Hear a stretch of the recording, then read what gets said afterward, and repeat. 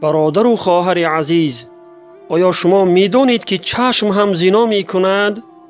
پس این را فراموش نکنید که پیامبری که دعوا می‌کنید که دوستش می‌دارید و شما چی می‌فرماید؟ پیامبر خدا صلی الله علیه و سلم برای ما و شما می‌فرماید که فزین العین النظر، یعنی چشم زنا می‌کند و زنای آن نگریستن است. روایت بخاری و مسلم. یعنی نگریستن به هر آن چیزی که خداوند دیدن آن را حرام کرده است، خواه رسم باشد یا نوار یا چیزی دیگره. برای مردان دیدن زنهای بیگانه و برای زنها دیدن مردهای بیگانه، مگر در حالت ضرورت به قدر ضرورت با رعایت ستر و حجاب می توانند یکدیگر را ببینند. اما دیدن رسم و نوارهای فحشا و یا مردان و زنان نیم برهنه و لوچ هم برای مردان و هم برای زنان قطعا حرام است. این کار زنای چشم به شمار می رود. پس خود را محاسبه کن که در یک روز چقدر مرتکب زنای چشم می شوی. وقتی به کوچه می برایی، وقتی به اتوبوس می شینی، وقتی بازار می درایی، چشمهایت را نگاه دار و حفاظت کن. مگذار که از این گناه بی لذت نامه اعمالت سیاه شود. تو که به روز حساب و جزا باوری داری که روز از این گناه بزرگ پرسیده می شوی و جزای خود را می گیری، چرا از این گناه زیشت پرهیز نمی کنی؟ از همه بدترش آن است که انسان با وجودی که خودش گناه را انجام می دهد، باز دیگری را به آن گناه شریک می سازد.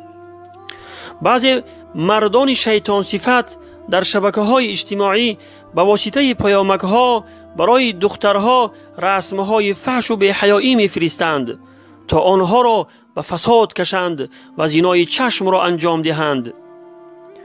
بعضی دختران بی شرم و حیا نیز همین کار را انجام می‌دهند و مردها را به فساد می‌کشند، یا اینکه رسم و نوارهای فحش و بی‌حیایی را برای پهن شدن کلاس یا لایک میمانند تا دیگران هم آن را ببینند و زنای چشم را مرتکب شوند. این گونه مردان و زنان بی حیا معاونان شیطان هستند و وظیفه شیطان را اجرا می کنند.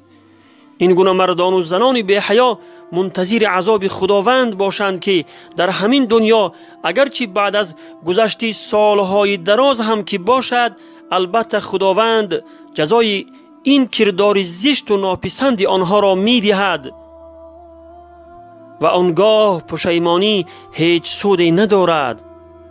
فراموش نکنند که روزی در پیشگاه خداوند از این چشمها و این چشم چرانی و پهن کردن بی حیایی پرسیده می شوند، ولی آنجا هیچ جوابی نمی یابند.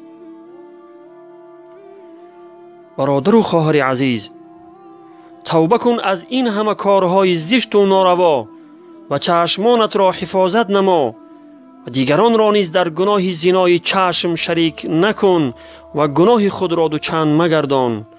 و السلام علی من اتبع الهدى. به قرآن آیه رحمت فراوان است ای انسان، بخوان این آیه را تفسیر و معنا کردنش با من. اگر عمری گناه کردی مشو نومی تو از رحمت، تو توبه نامه را بنویس و امضا کردنش با من. دلت را خانه